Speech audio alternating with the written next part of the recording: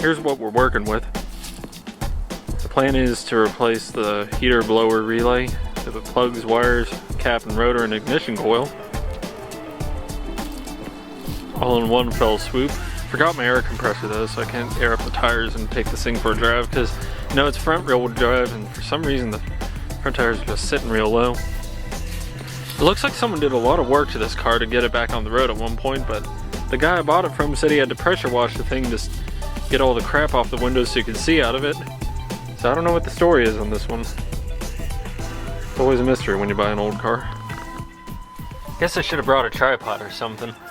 I don't have a tripod though, it's just a music stand with some Velcro on it. One problem I've already encountered are these are 1/4 inch bolts. I have no 1/4 inch sockets, just 1/4 inch drive. How ironic. Spark plugs are coming out real easy though. I got 1.5 done, so.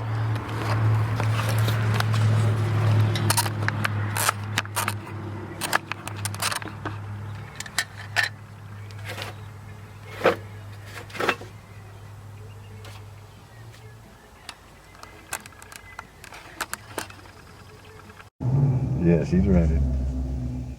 Man, I gotta get, hold on, man. The rear door handle. Seriously? I wish I had my phone. Let me get a picture of that. Look at that in there. 1977 cigarette. I wonder what it is. Marlboro. You know it's a Marlboro. Only an American.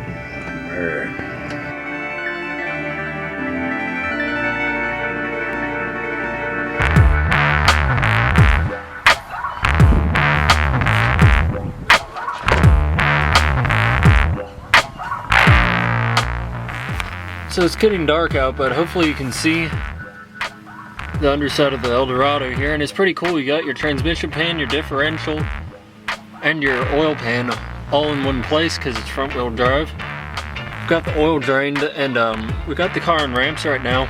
I'm gonna try and get the brakes sorted out real quick.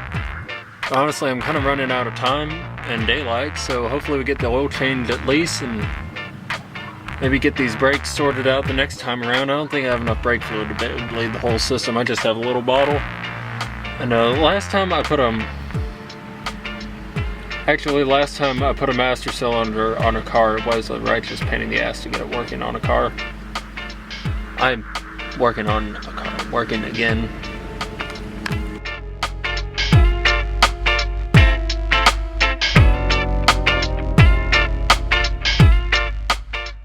Today we're going to be tackling the front calipers and possibly the brake lines on this Eldorado. Got some more parts here. And hopefully this is the last time I have to really screw around with the car. I might have to do rear calipers, but it'd be really nice to get this thing running and driving properly. It's mainly the brakes keeping it from doing so at the moment, and that's kind of a pain because the car is 20 miles away from my house at a friend's house, and it's a real hassle to drive over here on the weekends to work on it. Without further ado, let's get started. The cool part is I didn't have to take it off the jack stands to take it for a test drive. But the weird part is I'm only getting power to one wheel. So I don't know what's going on with that. Maybe it's just because it's at idle. Or I'm letting it run right now because it was dead and trying to charge up the battery. I don't know what's going on with that. This thing runs pretty good.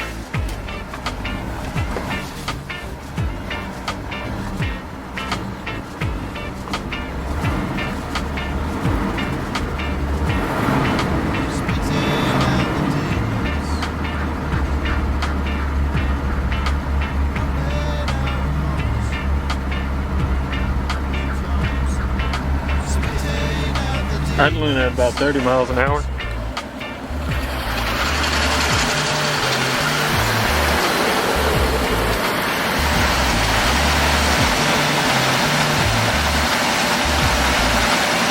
I don't know if that's supposed to happen. I feel like it's not. Yeah, when I was at the parts store talking to Alex, his wife came over Because like we waved at her for some reason, and then she was like, "Why'd y'all wave at me?" And Alex was like, "I don't know." And then this like '79 Monty drove by, and I was like, "Hey, SA, nice Monty." And Alex was cracking up. Nice Monte Carlo homes.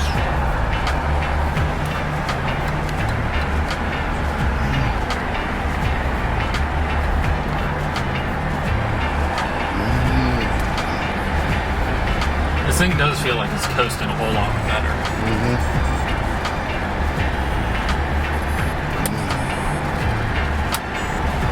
No turn signals anymore, just Throw my arm out, turn this off. It's blinking anyway. Blinking low battery. Yep.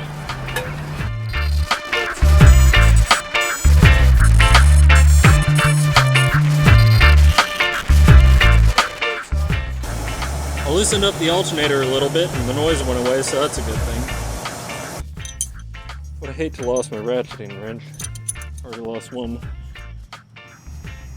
So anyways, that about wraps it up.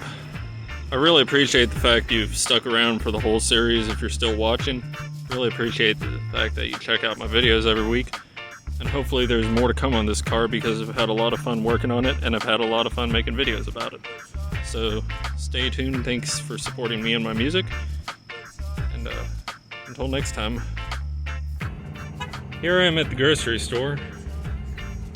I'm going to put the car up at my friend's house later today because the brake booster has developed a nasty leak. They run the brakes off the power steering pump, but anyways, a new So here I am at the grocery store. That new alternator.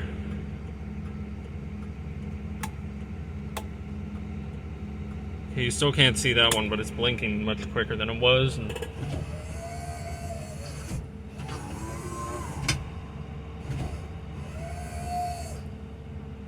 I mean, I'd say that new alternator really improved things. I think that a connection on the back of the alternator was definitely to blame for a lot of my electrical problems. Well, as you can see, the problem really wasn't so severe that I couldn't get it sorted out before work. Now I'm just kidding around. I think the voltage regulator is going bad. I'll look into that this weekend. The plan was to get the Eldorado running and driving so I could send this thing back to the dealership to have a few things done that I've been putting off to get the Eldorado fixed.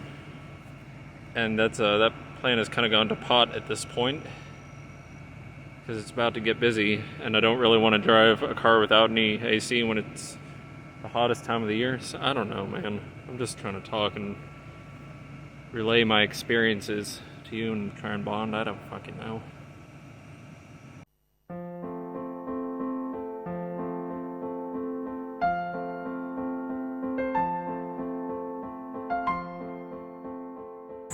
Hi, we're back in scenic Shelbyville, Tennessee to pull the power steering pump and the booster off the Eldorado. I bought this car in February because I thought it'd be easy to flip, but as you can see it's a pretty big car and it's not as easy to get parts for as you would assume for a 70s GM product. So this is taking a little longer to get done than I wanted, and I didn't know if I was going to keep it or not when I bought it, but I figured it'd be a fun project either way. So I'm going to get the parts pulled off and then hopefully get them back on the car sooner rather than later. I got off work early, so I came over here to tinker with the brakes on my way home to see if I could figure out why they weren't building pressure. And within 5 minutes, I messed up my friend's car ramps pretty badly. And moved the Eldorado just a little closer to becoming a freaking car that kids find in the woods while they're playing. Absolutely cannot figure out why this car isn't building pressure in the brakes. It's pretty much the last thing it needs before I can get it back on the road. Bought it in February and it's been parked for most of the 7 or 8 months that I've had it. I'm pretty freaking tired of opening this ginormous hood. So